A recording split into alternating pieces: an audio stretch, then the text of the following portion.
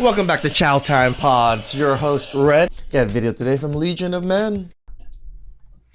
Welcome back, tribe. We got one here from a female matchmaker who's going to read off the insane requirements that women have. It drives matchmakers up the wall that a whole half of the gender are pretty much impossible to match with anybody.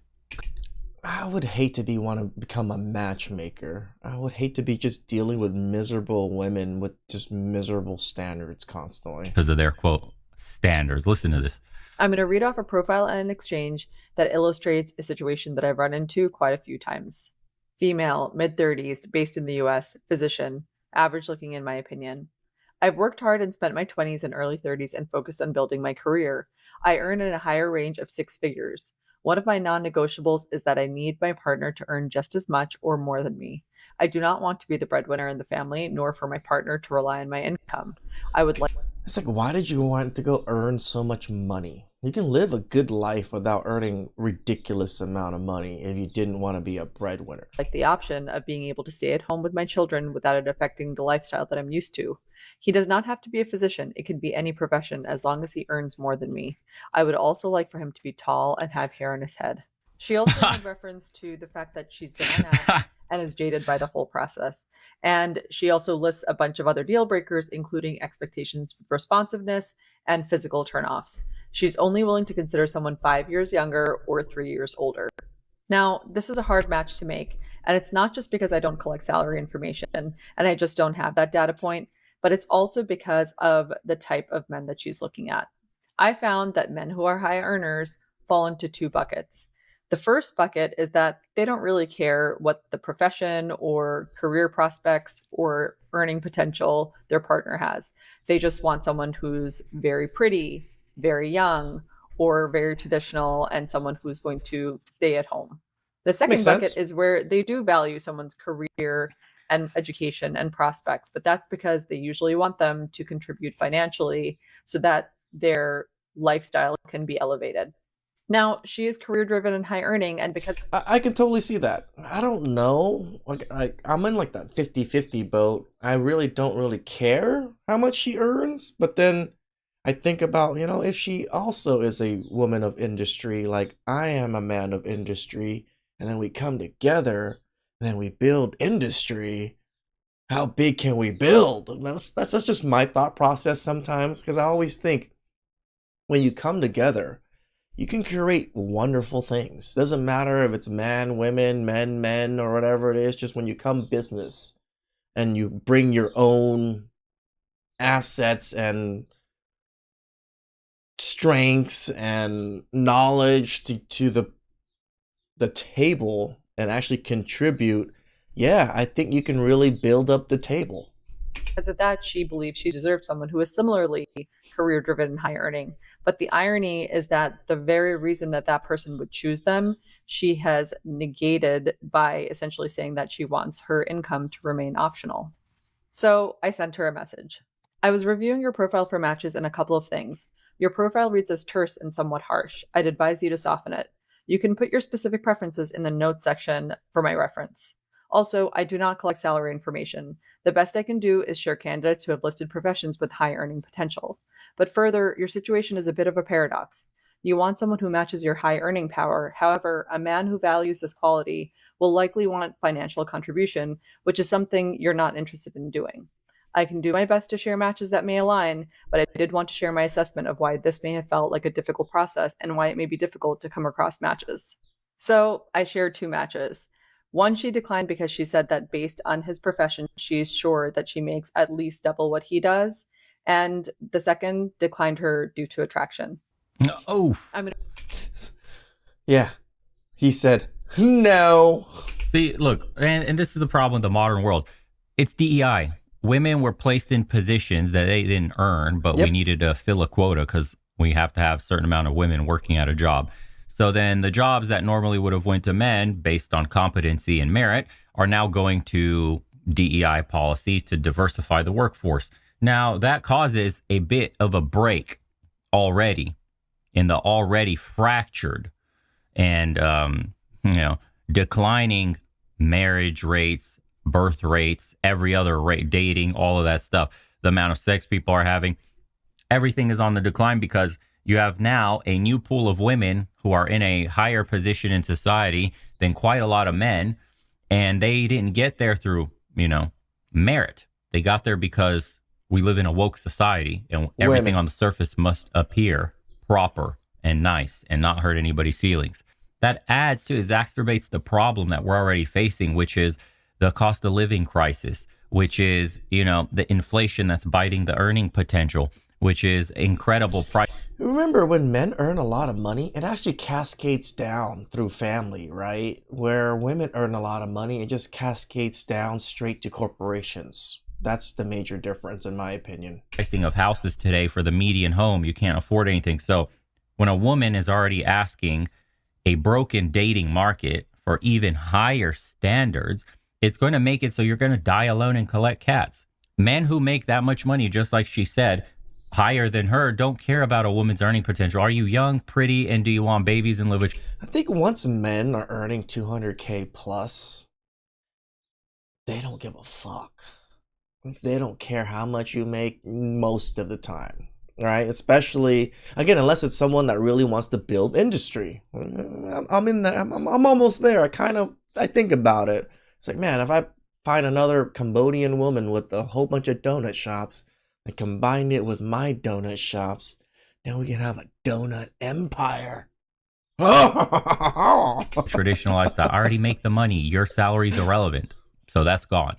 The men that do want her money and care about salary and all that shit are probably broke. True. Like any guy that cares about a woman's salary is because he's poor and he can't afford everything. Well, no, she's also right. Men that care about their salary also wants to build huge industry. They want to also build a crazy lifestyle. Yes, I might be able to make good money, but that crazy lifestyle kind of requires both of us to work towards. On his own. It's just the truth. It's the truth of our situation. It's why dual income households are a norm, because most people can't afford all of that on their own. If you're a man that cares about how much money your woman makes, it's because you're broke and you want to benefit somehow. Like she said, maintain the lifestyle. So if she's in the high six figures, it sure as fuck won't be that guy. So you're left with a rock and a hard place because the man you're looking for literally does not exist, like at all. He's nowhere to be found. And that's just on the earning side. Then you have to get into the whole how old are you and, beauty and youth and fertility and all that shit. And like you're in your mid 30s, late 30s. It's over for you. Good. If you were physically, like genetically gifted, then sure, the 30s, no problem. You can snag something good because you're just an anomaly. But that's probably not an anomaly because she got turned down by the second guy. The second guy declined her due to attraction. So we just figured out the real truth there. You're not hot, you're old, and you have high requirements. How are you possibly ever going to find a man? Never. Like, this is the problem that all these women have. Their standards seem to go up for no reason. Men's standards usually go up when they qualify and earn the right to kind of go up in standards in a sense, unless you're just a straight Chad Roan, then, you get to do whatever you want. But most men, as they earn more money, earn more status, now they're able to have more options and able to do more things. Look, ladies, like the God honest truth. If you're in these kinds of positions, you're making over, $100,000 a year, you got a nice paying job, you're not a model and all this stuff, like, hey, settle for the normal dude. Like, settle, actually, though. Stop trying to chase the same high value guy, the same big swinging dick, the famous dude, the guy with notoriety, the businessman with the jet. But Bo, it's so hard for these women. Once they've experienced something, you can't go back. And they've experienced the big dick. They've experienced the high lifestyle once in a while, here and there, with some Chad Roan that was rich and showed them like a couple dates. Once they've experienced that, they're never going back. It's just impossible for most of these women to ever downgrade back. Even though they live a normal, regular life, they've experienced that better. Now they just expect everything to be that better only. Just stop already. Help yourself. You could have a loving husband at home. True. You could be the bread earner. It's fine. We're supposed to live in equality. This is what the feminists wanted. Feminism said that you should be okay going to work, earning the bread, being a boss babe, and your man's at home with his little apron and cooking. You said equality was sexy. Now, when you get into a position of making that kind of money, all of a sudden, you don't want to be a bread earner because you're in the high six figures. You don't want to be a bread earner. You earn a lot of bread. It's so true. sprinkle some on your man. Oh, you don't want to do that? My money. They never want to sprinkle us any crumbs. And all we care about is just maybe send some crumbs this way, right? We don't want your fortune. We'll just take some crumbs. He's my money. His money's our money. Isn't it weird how despite all the gains with DEI, with feminism, with women's rights, with all that stuff, They're still greedy with their money? It is interesting, isn't it? the traditions never change. The underlying kind of needs and wants of a woman never changes. She wants to extract the resources. She wants protection and provisioning from the man. No matter how much she elevates her place in society or how much society elevates women in general, it will never be enough because the man must meet her standard of her life or higher. It's just like I always say, Bo. It's just not enough. That's hypergamy. So society made a mistake elevating women above men because now women look down on most men. And so women now will die alone instead of finding men that were numerous in the past above them because men were the ones earning most of the bread. Men were the ones that were obviously keeping society running. There was no DEI. Everything was on merit. Things were cheaper because mostly men working means the women could be at home. So there's no dilution of salary, dilution of workers' rights, things that all affect us today. So we're raising now people in broken homes that came and fight the system because they're so broken, they'll fight each other. They'll fight the other gender. Now we have gender wars that spawned off of feminism, where people literally try to, women say decentering men and that men are predatory, that the patriarchy must be destroyed. This is all radical language that has come about in just the last few decades as a result of the broken homes that feminism has wrought upon society. That's it. This is it. This is the problem that we're dealing with. Women have been elevated by society at a superficial way, in a superficial level. They're not actually better than men or more capable. I mean, women are calling themselves princesses, queens, and goddesses. That's how you know they think they're so much better than men. They're upheld. It's a privilege that women have. And then And I also think it's cringy that we always say, you know, slay king and you go king also. I also think that's a little weird. But they look down with their privilege on the men that are holding them up. And a woman making good money could never see herself stoop down to the level of that broke man, stoop down to the level of being the breadwinner, because she would feel like a loser, because she would be dating a loser in her eyes, because he can't earn money like she can. If she can do it, then a man's got to do it better than me. But her position was never real. It was upheld by DEI, by society wanting to make things feel good instead of actually function. That's why we always say AI is going to replace a lot of these women. A lot of these careers and DEIs that were jobs that were created were empty jobs. A lot of these things don't do anything, especially in bureaucracy of schools, government, and all these things. Yeah, AI can easily take over a lot of these careers and a lot of these jobs because it's just office jobs. We don't care about efficiency. We care about how things look, the optics of society. And that is the liberal worldview that we're all living under. And this is why it's collapsing all around us. So anyways, it looks good, but it's rotten in the center. Just wanted to share with you guys kind of the state of society, and it's only going to increase. The money printer will not stop. The wars will continue. The price of gas, the price of energy in general, the price of groceries, all of that stuff will keep rising just because of the debasement of the dollar. Guys, the printer will not stop. They want, for example, in America, $1.5 trillion for the Pentagon budget. In the UK, they're now doling out more welfare than they're taking in tax money.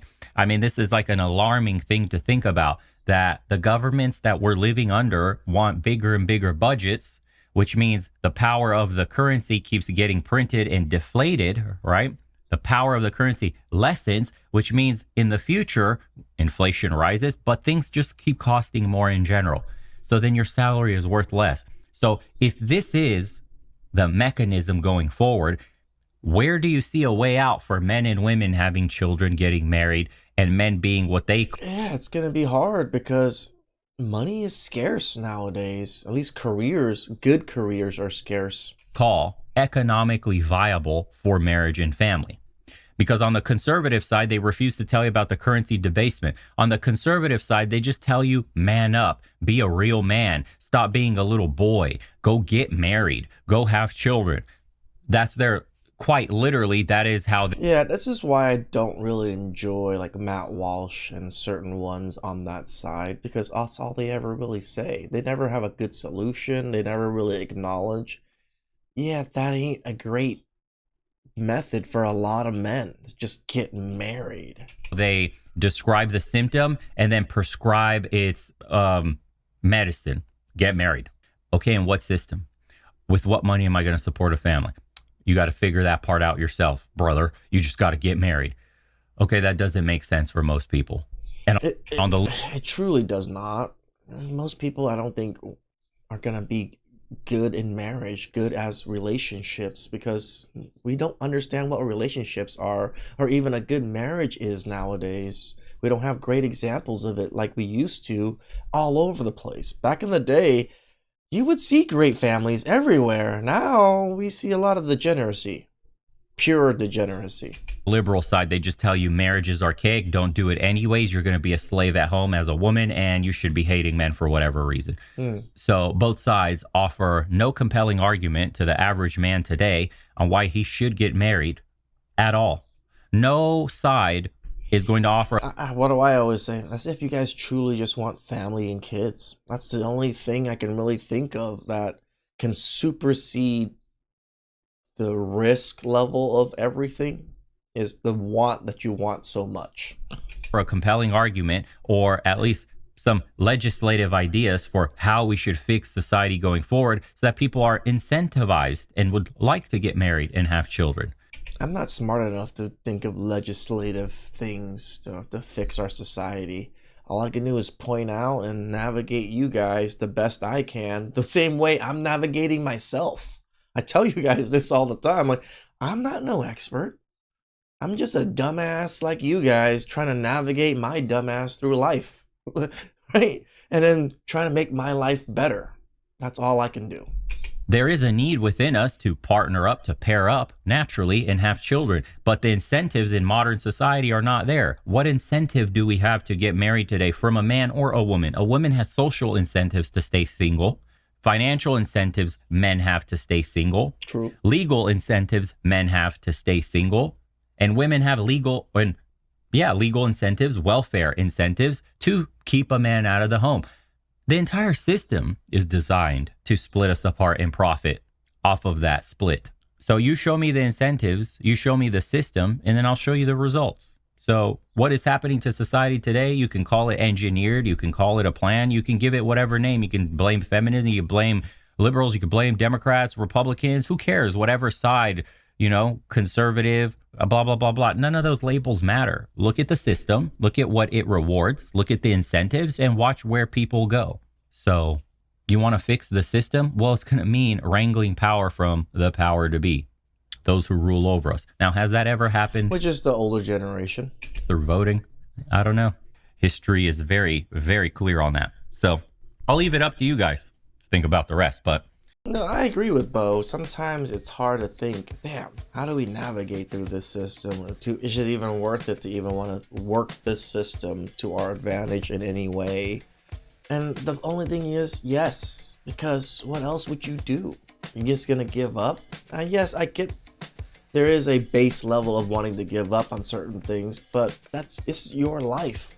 If you give up, your life is just more miserable than if you actually tried hard. Right? So try hard. There's nothing wrong with trying hard. Like, it's not scary and it's nothing to be shamed about. Try harder. Please like, subscribe, comment down below. I really appreciate that. And catch you guys next time. Ciao.